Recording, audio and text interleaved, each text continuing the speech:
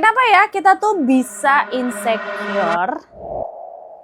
Hai guys, balik lagi di Kamek Belajar. Kali ini kita bakalan bahas seperti biasa dirasakan ya hampir semua orang. Ini nih yang lagi sering banget, kayaknya gue juga selalu dengar orang-orang pada bilang, aduh gue insecure nih gitu kan.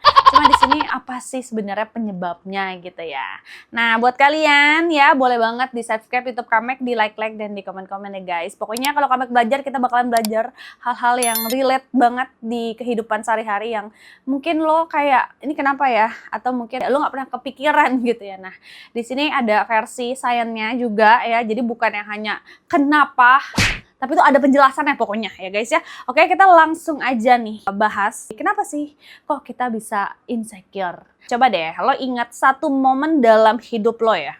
Momen ketika lo tuh lagi ngerasa tidak cukup baik. Mungkin saat melihat orang lain lebih sukses, atau melihat teman lebih populer, atau melihat seseorang lebih menarik, atau saat kamu merasa tertinggal dalam hidup. Nah, di momen itu tuh biasanya muncul nih kepikiran kecil di kepala. Kenapa gue nggak seperti mereka ya? Dan di situ langsung nih pikiran lo tuh berkembang. Apa gue kurang pintar ya? Apa gue kurang menarik gitu? Atau apa gue kurang berharga? Nah, perasaan seperti ini tuh punya satu nama yang sangat familiar, yaitu insecure. Perasaan ini tidak hanya dialami oleh remaja, bahkan orang dewasa pun sering merasakannya.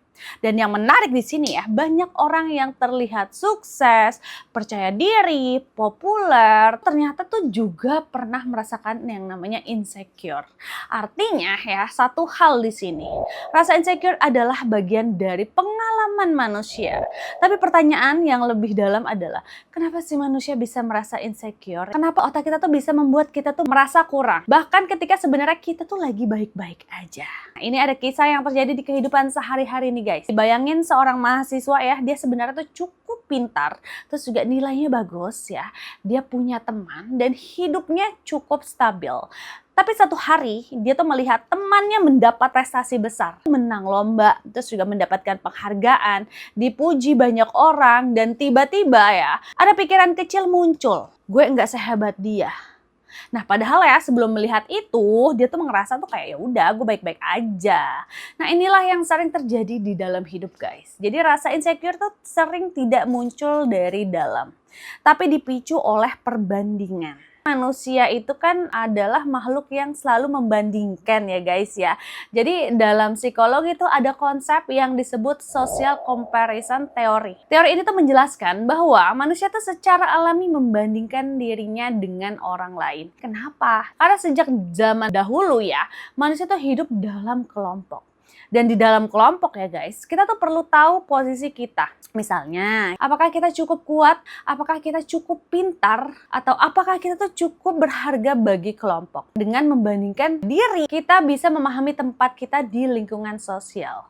Masalahnya adalah, perbandingan itu sering tidak realistis. Kita tuh sering membandingkan hidup kita yang sebenarnya dengan versi terbaik kehidupan orang lain. Dulu ya guys ya, manusia tuh hanya membandingkan dirinya dengan tetangga, terus juga teman-teman sekolah, lalu orang di lingkungan sekitar. Nah, sekarang udah beda banget guys. Dengan medsos, kita bisa melihat kehidupan ribuan orang dalam satu hari. Kita lihat foto liburan mewah, pencapaian karir, tubuh yang ideal, terus juga kehidupan yang terlihat bahagia. Yang tidak kita lihat adalah perjuangannya di balik layar. Jadi di sini kan media sosial tuh kan jarang menunjukkan kegagalan, kecemasan, rasa tidak percaya diri. Nah, akibatnya kita tuh melihat dunia yang tampak sempurna.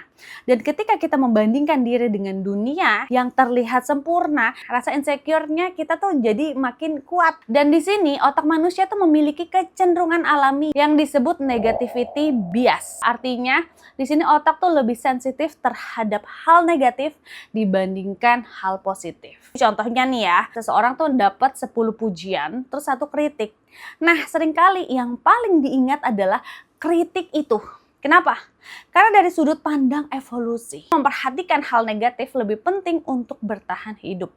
Jika nenek moyang kita mengabaikan ancaman kecil ya, resikonya bisa fatal. Karena itu, otak berkembang untuk selalu memperhatikan kekurangan dan potensi masalah. Masalahnya ya, mekanisme ini tuh juga mempengaruhi cara kita melihat diri sendiri. Nah, rasa insecure tuh sering tidak muncul tiba-tiba ya. Jadi seringkali ia tuh terbentuk dari pengalaman masa lalu. Misalnya ketika seorang sering dibandingkan dengan saudara, sering dikritik tanpa dukungan, dan merasa tidak cukup dihargai. Nah, pengalaman seperti ini tuh bisa membentuk keyakinan dalam pikiran kayak gini. Aku tuh nggak cukup baik. Keyakinan ini tuh bisa menjadi suara kecil di dalam kepala yang terus berbicara. Dan setiap kali kita menghadapi situasi baru, suara itu tuh akan muncul kembali. Nah, di sini peran otak apa nih Kamek nih ya dalam insecure gitu ya. Jadi di dalam otak tuh ada bagian bernama amigdala. Amigdala berfungsi mendeteksi ancaman. Dan ancaman tidak selalu berarti bahaya fisik. Jadi dalam kehidupan modern ya, ancaman tuh bisa berupa penolakan sosial, kritik, dan rasa malu. Jadi ketika kita merasa dinilai oleh orang lain, amigdala bisa mengaktifkan respon stres. Akibatnya kita tuh akan merasa cemas, gugup, dan tidak percaya diri. Nah ya, ini kita bakalan ke eksperimen pikiran. Jadi di sini coba bayangin ya dua situasi ini ya guys ya. Yang pertama, kamu berada di ruangan dengan orang-orang yang jauh lebih sukses. Lalu di situasi kedua, kamu berada di ruangan dengan orang-orang yang masih belajar seperti kamu. Nah, kemungkinan besar perasaan kamu tuh akan berbeda. Padahal kamu tuh tetap orang yang sama. Yang berubah hanya konteks perbandingan. Jadi ini tuh menunjukkan bahwa rasa percaya diri sering dipengaruhi oleh lingkungan sosial. Nah, di sini hubungan insecure dan identitas diri ya. Jadi di sini rasa insecure sering muncul ketika seseorang belum benar-benar memahami dirinya. Jadi ketika kita belum jelas nih tentang nilai hidup, tujuan, dan kemampuan, maka penilaian orang lain menjadi sangat penting. Tapi ketika seseorang memiliki identitas diri yang kuat, perbandingan sosial tidak terlalu mempengaruhi dirinya. Nah, lalu pertanyaannya adalah mengapa nih semua orang pernah merasakan insecure? Jadi tidak peduli seberapa sukses seseorang ya, rasa insecure tuh tetap bisa muncul. Kenapa? Karena manusia memiliki kebutuhan dasar.